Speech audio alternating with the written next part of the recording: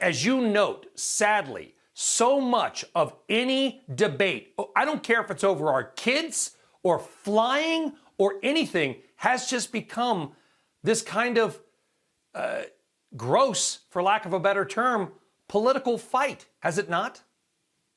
Yeah, absolutely. I mean, it's as if epistemology is political. And we all had this, and I was guilty of it at first. We all had this knee-jerk reaction when COVID hit. I identify as a progressive. And, Trump came out, did certain things that progressives didn't like without getting into those details. But it was really when he demanded that schools reopen, that was sort of the beginning of the end, because the Democrats at that point, they adopted a simple heuristic. If Trump is for it, then we must be against it. And we never recovered. Yeah, and that's it. And of course, again, we're not going to blame the former president, not going to blame the current administration. I don't want to dive into that world as well. But to your point, on a macro level, the way we kind of had, and the former administration, sort of this macho attitude around COVID, hurt us in some ways at the beginning, probably, did it not? In a sense where, to your point, it was, well, if they want to reopen, there's no way we can, because we care about our children and our grandmothers and our teachers more than they do. It's they and us. Absolutely. I mean, we, as we tend to do as a country, unfortunately, my personal opinion is that we just stink at complex social change. We have a hard time centering the pendulum and meeting in the messy middle to figure out solutions to complex problems. And that's exactly what happened here, and is still happening. The majority of students in progressive states like California are still not in person full time. And that's a tragedy. It is. It's a tragedy. Listen, we want to keep the teachers safe, the school administrators, the parents safe. We get that. I could probably find you a study somewhere that says schools are dangerous. You could probably find me a study that says schools are safe. But everything we know, this is not last year. This is a year and a month into it, Payman. Everything we have seen, Johns Hopkins, Bloomberg School of Public Medicine, schools can be made safe, although not inherently so. Everything we have seen from states like Connecticut, where nearly 90% of that densely crowded state's kids are in school and have been all year. What have we learned about schools and COVID? If you were running a district, what would you do? Well, I think, as you mentioned, you have to put the safety of teachers and students at the top of the list. And we know masking, proper ventilation, and testing. You do those three things, and you can dramatically mitigate the risks of COVID spread inside of schools, even when there's community spread. Yeah. And so, that's the thing. Like, we've had the list. We've known that basically since this past summer.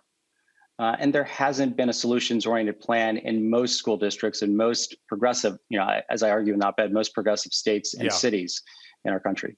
Payman, this is a personal issue for me in a way, not because I have kids. I'm a product of the Los Angeles Public School District. My mother dropped out of high school. She got her GED later. She's very proud to say, and Mom, if you're recording this, I'm very proud of what you've done.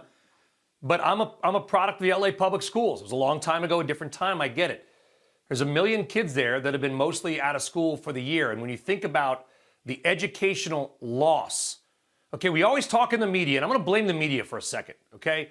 Cases, and then cases. You know what we don't know?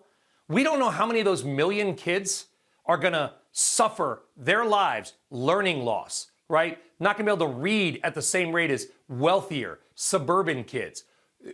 Maybe suffer from greater problems down the line. Do we need to stop looking at COVID like a zero-sum game, flashing the scary headlines of cases up on the screen, and realize it's an awful pandemic, but there's also trade-offs we have to consider about these kids 10 and 20 years from now who are losing? A buddy of mine's a principal at a New Jersey blue-collar middle school, Payman, says 30% of their kids have just vanished. These are poor and low-income kids. How are they going to make that up? You nailed it. I really believe that public policy is about trade-offs. And for the reasons we discussed earlier, because it all became so political, it's as if what we were trying to solve for is COVID must go to zero before we can open up schools. I mean, that's what it's felt like at times.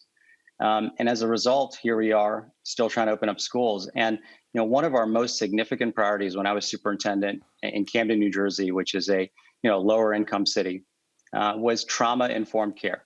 And the reality that so many of our students, and I'm talking about pre-COVID, of course, deal with significant toxic stress and trauma in their lives. And that manifests itself in really profound ways. We're talking about health, mental health, all sorts of issues that manifest themselves in a classroom. And this is a trauma that young people are experiencing right now. And very quickly, and again, I know we're over time, guys. I'm sorry. It's a hugely important topic. Have we placed, and with all due respect, because again, political, right?